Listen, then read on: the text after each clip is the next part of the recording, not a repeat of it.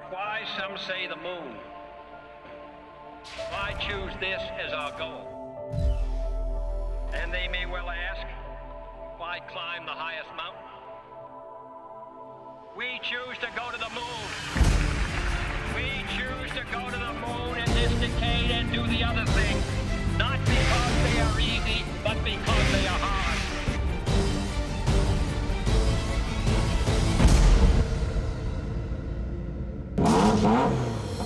Guys, I'm here with James Sofronos. He's going to be doing all of our driving today from GMG. James, how are you? I'm great. My pleasure. James has more trophies than I have space in my house for them. We're putting all these cars to the test, and I'm going to ask you a couple questions. I need you to answer fast, though. We don't want any slow answers, whatever comes out to mind. So let's do this.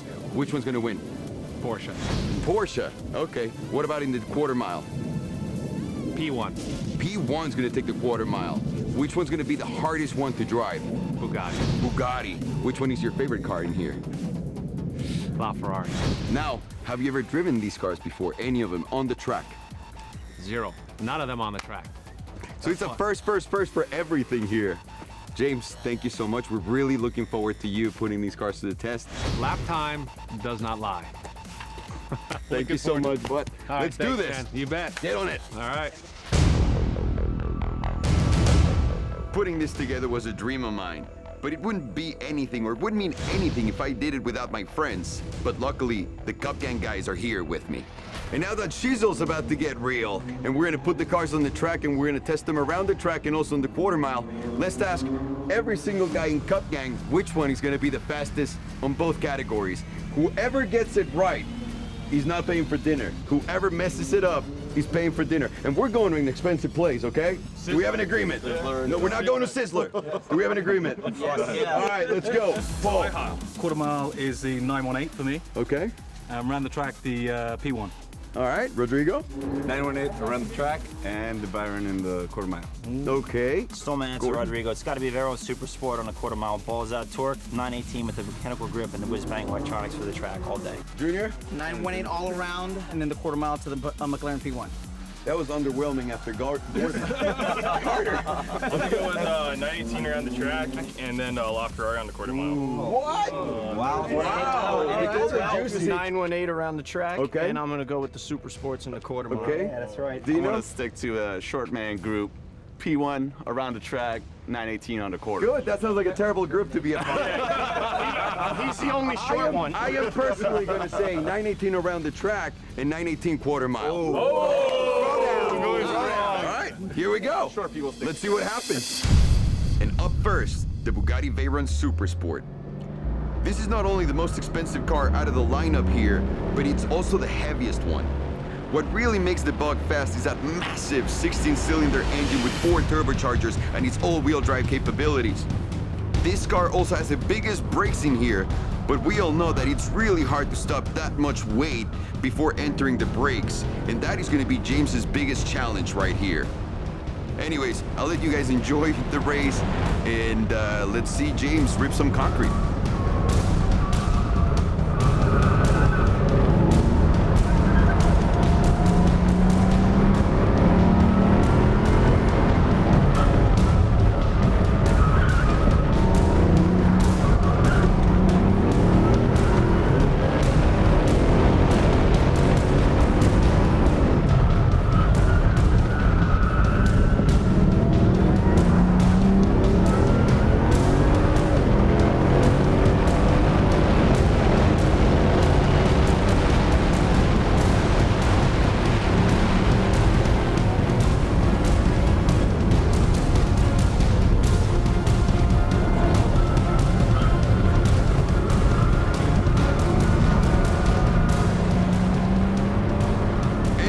We don't want to finish too early today, if you know what I mean. We're gonna hide the lap times for a dramatic reveal at the end of the show.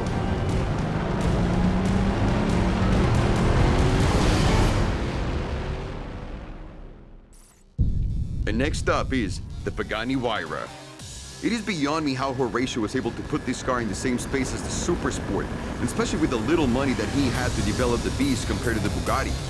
But he did it, and he did it by doing the next big thing in the car world. By worrying less about horsepower and fitting there the most badass suspension you can possibly get, the greatest brakes ever, and the proper aero.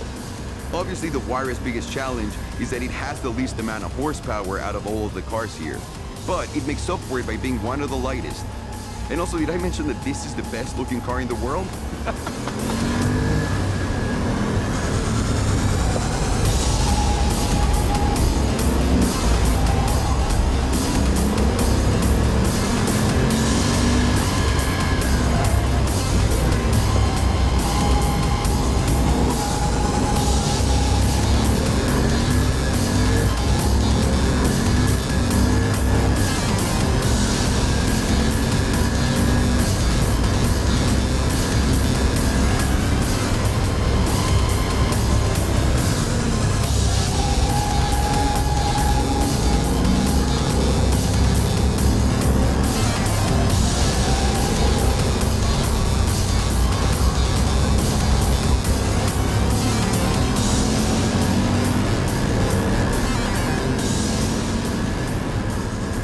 Let's cut the clock. And here we go, the McLaren P1. This car has the smallest engine in here, yet a huge power output. There's a lot of high expectations for this McLaren, and how could it not be that way? This is the car that carries the legacy of the legendary F1, which still today is one of the fastest cars on Earth. I think James is gonna have a little bit too much fun with this car. It's got great power to weight ratio, rear wheel drive, and it's one of the most exciting driving experiences anyone could ever hope for. This right here is a proper track weapon. Now, I'm gonna shut up and I'll let you enjoy James rip the hell out of it.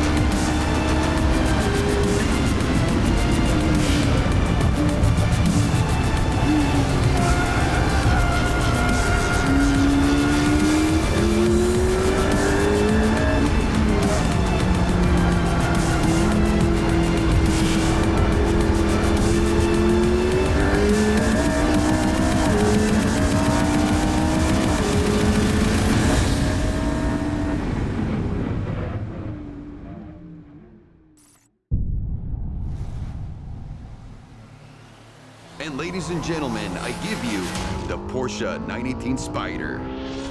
On paper, this car is probably one of the most underwhelming ones out of the Holy Trinity, simply because it's the heaviest, it's all-wheel drive, and it has the least amount of power.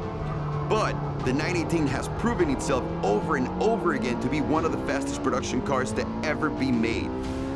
Normally, the extra weight is a huge disadvantage, but I believe that Porsche has found the exact amount of grip-to-weight ratio, giving the 918 the most explosive speed coming out of turns.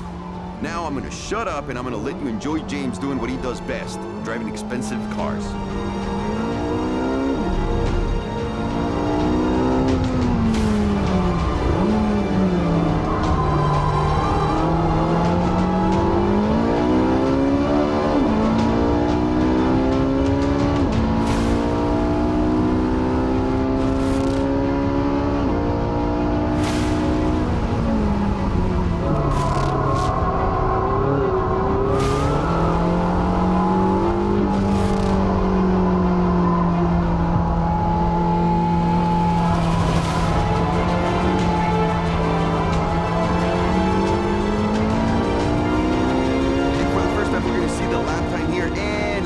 Charlie, please cut the clock now. Bum, bum, bum. The moment that everyone's waiting for, the Ferrari LaFerrari. And just like in a Mexican soap opera, let's make things a little bit more dramatic and cut the clock right now. The Ferrari Enzo was the clear winner of the Holy Trinity back when they came out about 10 years ago, crushing the living souls of every single SLR and Carrera GT owner.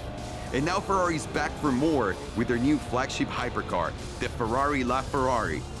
It comes to no one's surprise that this machine is powered by a massive V12 engine and a battery motor that combined produce an astonishing 950 horsepower. Yeah, you heard that right, 950 horsepower. The car is fitted with the latest in Ferrari F1 technology, making it one of the biggest threats in this race.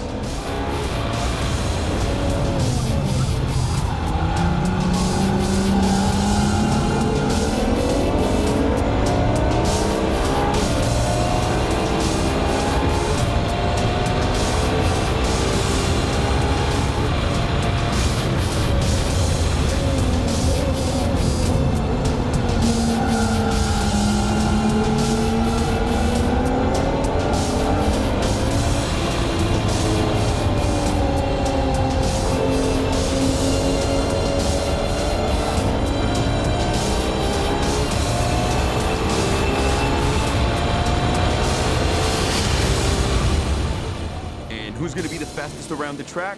We're going to find out next week.